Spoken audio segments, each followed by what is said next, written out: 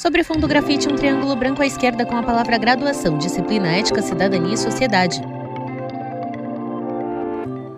Olá, aluna, olá, aluno, eu sou o professor Eli Wagner, essa é a nossa disciplina de Ética, Cidadania e Sociedade.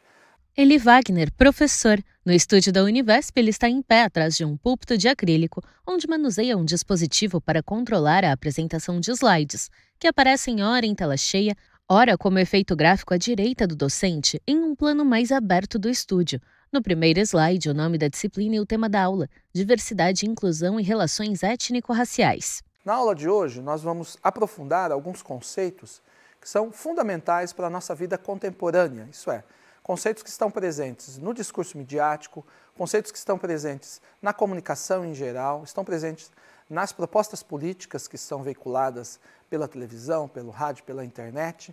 Essas propostas sempre vêm com alguns termos que são muito usados e muito pouco pensados muitas vezes, né? Então vamos explorar um pouco do ponto de vista conceitual, conceito de diversidade, conceito de inclusão principalmente. E depois aplicar, né, esses conceitos à questão de relações étnico-raciais, né, questões de gênero, questões muito contemporâneas, muito atuais, que dizem respeito à nossa vida social como um todo, né? Então, começamos a partir do conceito de diversidade. O conceito de diversidade é um conceito bastante complexo, porque, na verdade, ele diz respeito a algo que surge como um fenômeno cultural e social, né?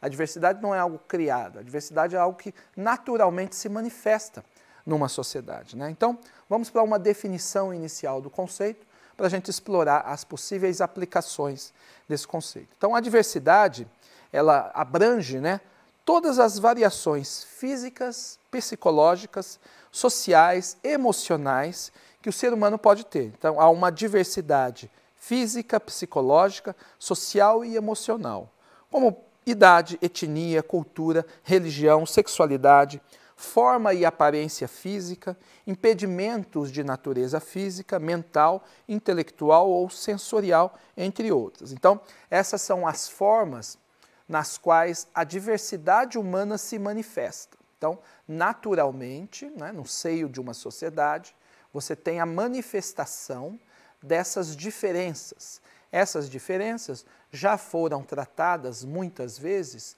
historicamente, de maneira ilegítima ou injusta, né? Com o advento da cultura de direitos, com o advento das sociedades democráticas, há uma intensificação da valorização da vida em suas diversas formas, né? Então, até o conceito de cidadania está diretamente relacionado a isso, né? Se aumentam os direitos, aumenta o nível de cidadania, a sofisticação do exercício da cidadania em sociedades democráticas, promovidas pelo Estado Democrático de Direito, nós temos uma relevância maior do tratamento legítimo dado a essas diversidades, a essas diferenças que aparecem no gênero humano, né? Então, no contexto social, a diversidade é justamente isso, a convivência entre indivíduos diferentes em relação à etnia, religião, orientação sexual, conduta, cultura, gênero, num mesmo espaço. Então, é a existência e a interação de diferentes culturas e diferentes tipos de pessoas, né? Diferentes formas de humanidade, né? Todas essas garantidas pelos seus direitos. Então, a relação da diversidade com os temas da ética é uma relação direta, né? Se a ética pensa numa racionalização da vida em sociedade, essa racionalização é feita por um critério de autonomia, racionalidade, liberdade, que conferem ao indivíduo uma noção de cidadania, que cada um deve ser tratado com o mesmo valor, né, de cidadania, é claro que a relação da diversidade com a ética se torna cada vez mais evidente. Então, no contexto da ética e da cidadania, os conceitos de diversidade e inclusão representam a aplicação daqueles princípios que nós vimos desde o início, né? Princípios da ética, né, que nós estamos estudando já há um tempo, né, que vai cada dia mais reconhecer identidades, gêneros, comportamentos, visões de mundo e manifestações culturais no que elas têm de originalmente humanas. Então, é uma humanização da diferença. Então, essa cultura da diversidade. A diversidade humana diz respeito, classicamente, a algumas diferenças um pouco mais evidentes, que são as diferenças culturais, que nós já vimos, né? Da diversidade cultural, da origem a uma tendência do pensamento, que é o multiculturalismo. Esse multiculturalismo ele vai ser traduzido em políticas públicas. Essas políticas públicas visam o segundo conceito da nossa aula, que é o conceito de inclusão. Então, a diversidade visa uma inclusão. Diversidade cultural, diversidade social, diversidade religiosa e diversidade de gênero, não é? Esses tipos de diversidade são encontrados facilmente nas sociedades modernas contemporâneas, porque essas sociedades são mais globalizadas, elas estão mais próximas das diferenças, né? E aí o conceito de inclusão, ele depende do conceito de diversidade. Se nós vimos lá no começo que a diversidade era menos aceita do que ela é hoje, isso é, indivíduos que não entram num certo padrão de comportamento que é determinado de um ponto de vista de uma moralidade específica, de uma religiosidade específica, de um costume específico dentro de uma cultura, esses indivíduos que eram mais discriminados, deixados de lado, são agora incluídos através do que nós denominamos aqui em outras aulas, a chamada cultura de direitos, de uma ampliação do conceito de cidadania. Então, a inclusão social é o ato de incluir na sociedade categorias de pessoas que historicamente foram excluídas do processo de socialização, como negros, indígenas, pessoas com deficiência, pessoas LGBTQIAPN+, bem como aqueles em situação de vulnerabilidade socioeconômica, com pessoas de rua, com pessoas de baixa renda também. Há um nível de exclusão bastante relevante, né, no sentido dessa diferença social, diferenças econômicas. Então, a inclusão, ela na verdade é um conceito bastante amplo que vai atingir, através de políticas de exercício de direitos e de cidadania, cada vez mais faixas da sociedade.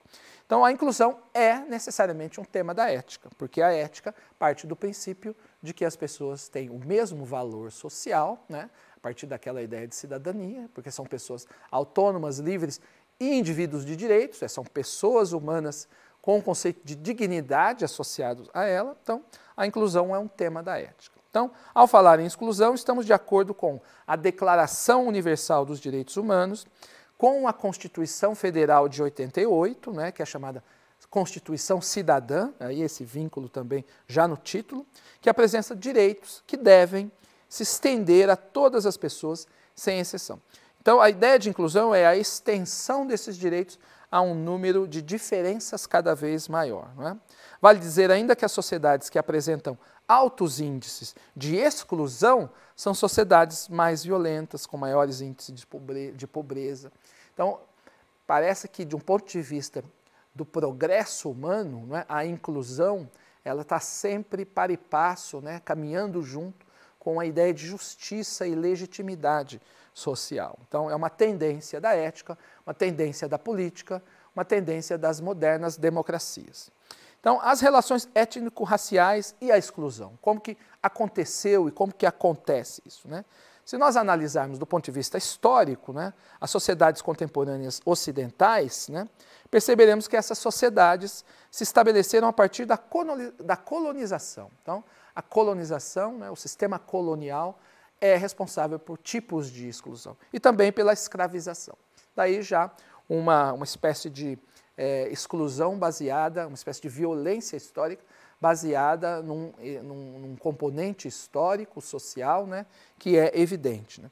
Nesse processo liderado por alguns países europeus, grupos sociais foram ficando à margem da sociedade, formadas nessas colônias, né? Então isso caracterizaria o que historicamente nós chamamos e classificamos como exclusão, né? Esses grupos são, em geral, os negros de origem africana, os nativos de terras colonizadas, que hoje nós denominamos como povos originários, ou indígenas também, né? No caso das Américas, os povos indígenas, né? Então, até essas classificações vão mudando no sentido de garantir mais direito a essas populações, a esses grupos, a essa diversidade social. Então, há um trabalho da ética, no sentido de influenciar o poder público, no sentido de educar a sociedade, sempre nesse sentido de ampliar esses direitos ao que era antigamente excluído. Os aspectos históricos e sociais da exclusão são evidentes até hoje, né? Em decorrência da marginalização desses povos e das ideologias racialistas ou racistas predominantes no processo de colonização, né, as quais ainda, algumas persistem até hoje, né, há uma exclusão dessas categorias do processo de formação da sociedade. Assim, as medidas de inclusão social visam integrar, né, esses grupos vulneráveis à sociedade, garantindo seus direitos. Então, há todo um trabalho de reparação histórica, de legitimação de condições de cidadania de grupos que foram e em alguns casos permanecem excluídos ou numa espécie de zona de exclusão, né? A ideia da capacidade também, que dá origem a um conceito também moderno, que é o capacitismo, a capacidade para o exercício de uma função, também é uma concepção que exclui, de certa forma, algumas pessoas do ambiente do mundo do trabalho. Então, de onde vem essa ideia da capacidade e do capacitismo? As pessoas com deficiências foram por muito tempo excluídos da sociedade em razão de algumas limitações, às vezes limitações físicas.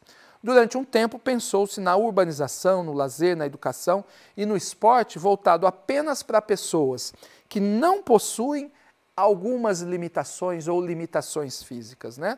Então toda a concepção de mobilidade social, por exemplo, foi pensada para as pessoas que têm aquilo que, de alguma forma, as culturas determinam como um padrão de normalidade. Isso também é quebrado com esse discurso crítico, né, dessa exclusão, que evidencia a exclusão de alguns tipos sociais, humanos, que não possuem essa característica desse padrão. Então, são chamados também as pessoas que são vítimas de uma concepção chamada capacitismo. Então, o que é o capacitismo? A palavra capacitismo significa discriminação de pessoas com deficiência. A sua tradução para o inglês de ableísmo, né? O termo é pautado na construção social de um corpo padrão, sem deficiência, denominado como normal por aquele grupo, né? Então, padroniza-se uma ideia de normalidade e se exclui a partir dessa ideia de normalidade. Então, o capacitismo é considerado uma forma de preconceito, uma forma de exclusão, uma forma de pré-julgamento das capacidades individuais, né? Porque depois fica provado, com a inclusão desses grupos no mundo do trabalho, que a capacidade não depende muitas vezes de uma diferença física, né, que possa ser mais evidente visualmente. A sexualidade também é um campo de exclusão, né? Em relação à sexualidade também se observa, tanto no mercado de trabalho, né, como na sociedade em geral, formas de exclusão ligadas à sociedade, né? Então, a exclusão em relação à sexualidade segue o que os estudiosos classificam como um padrão heteronormativo, né? Então, quem cria as normas dessa suposta normalidade é o padrão heterossexual. Então, há uma heteronormatividade. Essa heteronormatividade, de alguma forma, também exclui quem, de alguma forma, está fora desse padrão, né? Então, você tem a normativa heterossexual como um elemento de exclusão, não é? Então, as políticas inclusivas pensam nesses problemas e tentam reparar e reeducar a sociedade no sentido de uma inclusão maior. A própria transexualidade e a exclusão. Essas pessoas sofrem preconceito na escola, que levam à evasão escolar, também no mercado de trabalho, que levam uma precarização da vida, né? Sem emprego e sem escolaridade, né, muitos travestis transexuais entram no mercado de prostituição com uma saída para a sobrevivência. Isso é considerado também, pelos estudiosos, pelos sociólogos, uma forma de exclusão social que vem da característica da transexualidade. Então, também esse tópico é estudado e, de alguma forma, há uma influência do universo da ética, do universo da cultura de direitos, para a inclusão de pessoas que são caracterizadas como transexuais no universo do trabalho. E a gente nota na sociedade atual já alguns reflexos dessas políticas públicas, né? Nós notamos já em algumas funções que antigamente não comportavam pela própria discriminação do mercado de trabalho, né, profissionais que são transexuais. Então, há toda uma cultura de progresso social nesse sentido da inclusão, né? Então, primeiro é preciso entender as causas da exclusão para depois entender as formas de inclusão. A inclusão e a ética, então, a principal justificativa para se promover, né, a inclusão social de categorias marginalizadas está no fato de que existe uma categoria universal e indistinta de direitos que deve atender a todas as pessoas, que é a categoria dos direitos humanos. Nós já vimos alguns aspectos, né, da caracterização, da teoria dos direitos humanos, mas nas próximas aulas nós vamos retomar alguns desses aspectos. Então, a inclusão está diretamente ligada à ética, né? A ética promove a inclusão. Alguns exemplos de inclusão social: cotas em universidades públicas, concursos públicos para negros e indígenas, oriundos de escolas públicas e para estudantes de escolas públicas em geral, né? Inclusão de pessoas com deficiência em escolas regulares, programas de assistência social a pessoas de baixa renda e pessoas em situação de vulnerabilidade social, como em situação de rua. Então, esses exemplos de inclusão social, de alguma forma, ampliam e trazem para a nossa realidade cotidiana a efetividade dessa ação da ética como programa social. Programas de profissionalização de jovens oriundos de famílias carentes, né? Programas de assistência psicossocial e profissionalização de pessoas LGBTQIAPN+, não é? Acessibilidade para pessoas com deficiência, né? Em espaços públicos, né, cada vez mais geridos com essa perspectiva. Novo slide com os tópicos lidos pelo professor e o complemento do último. Acessibilidade para pessoas com deficiência em espaços públicos ou espaços coletivos geridos pela iniciativa privada, além da acessibilidade em calçadas e passarelas do passeio público. No seguinte slide, a referência bibliográfica: Aracaki, Fernanda Franklin Seixas. Vieiro, Guero Lamelo, Direitos Humanos, Porto Alegre, Saga 2018. Então, nós temos todo um universo de inclusão, não é? Mas para a gente entender por que esse universo de inclusão ele é necessário e é efetivo através das políticas públicas dos estados contemporâneos, nós temos que entender por que a exclusão é ilegítima, isso é, a injustiça que se efetua através da inclusão. Então, nós tivemos aqui um panorama desses conceitos, né, que interagem diretamente com o universo da ética. Até a próxima aula. Sobre fundo branco, 2 retângulos vinho e cinza sobrepostos alternam-se nas laterais. No centro da tela, os créditos em letras pretas. Governo do Estado de São Paulo, Secretaria de Ciência, Tecnologia e Inovação, Universidade Virtual do Estado de São Paulo, Univesp. Presidente Marcos Borges, diretora acadêmica Simone Teles. Audiodescrição, Núcleo de Acessibilidade Flicts. Roteiro, Elisa Amaral. Revisão, Cláudia Guarnieri. Consultoria, Lara Souto. Gravação, Leandro Ribeiro. Narração, Thaís Lenk.